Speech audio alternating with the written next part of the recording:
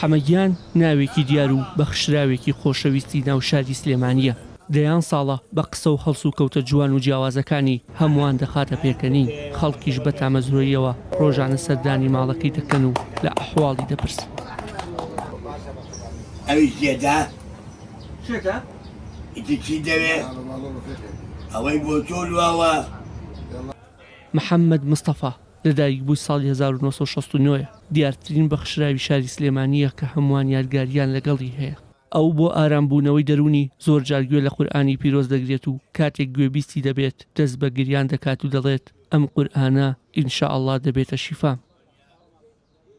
بسم الله الرحمن الرحيم والضحى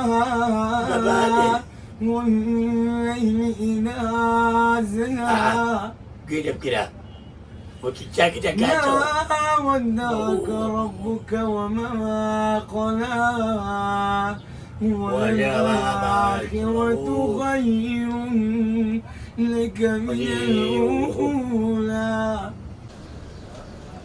لە ڕابردوودا حەمەگیان شوێنێکی گونجاوی بۆمانەوە نەبوو، بەڵام دواتر ژوورێکی بۆ دروست کرا و لەلایەن تیمێکی تەندروستیشەوە بەردەوام چاودێری ڕەوشی تەندروستی دەکرێت. لە ماوەی ڕابردووشدا نێشتەرگەری بۆ ئەنجام درراوە و ئێستاش بەدەست ئازاری قاچەکانی و نەخۆشی شەکرەوە دەناڵێت. من خەڵقی باکوورم، ماڵێم لێرێ سەروێ، وڵی هەمە خۆشەویستی سلێمانیە، زۆر خۆشە خۆی گەورە وا دروست کردیە، پێویستە ئەگەر شت بۆ هەمە بکن ئەیکن، ڕۆژ هەیە ئەی شۆرم قیژێک هەریشێکە چاقی دکەم و پێ بڵم هەمەی خۆی گەورە وا دروست کردیە، من ئەیکن بۆ خۆی گەورەیەکن، خۆی گەورە توانێت منژی وا دروست بکە.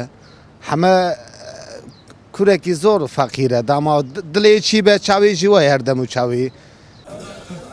ئەم خۆشەویستی حەمە لە دڵی خەڵکی شار داوای کردووە فۆتۆگرافەرێکی دیاری شاری سلێمانی بۆ ماوەی 12 ساڵ ئەرشیفی ژیانی ڕۆژانەی ئەم بەخشراوە بکات و لە ئێستاشدا لە پێشانگەیەکدا تەواوی وێنەکانی نمایش کردووە. من ئەم کەساتێن بۆ هەڵبژاردووە لەبەرەوەی کەساتێکە کە پڕ لە پاچەتی. من ئەمەیە بەشێک لە پاچەتی هەمە بگوازینەوە بۆ خۆمان.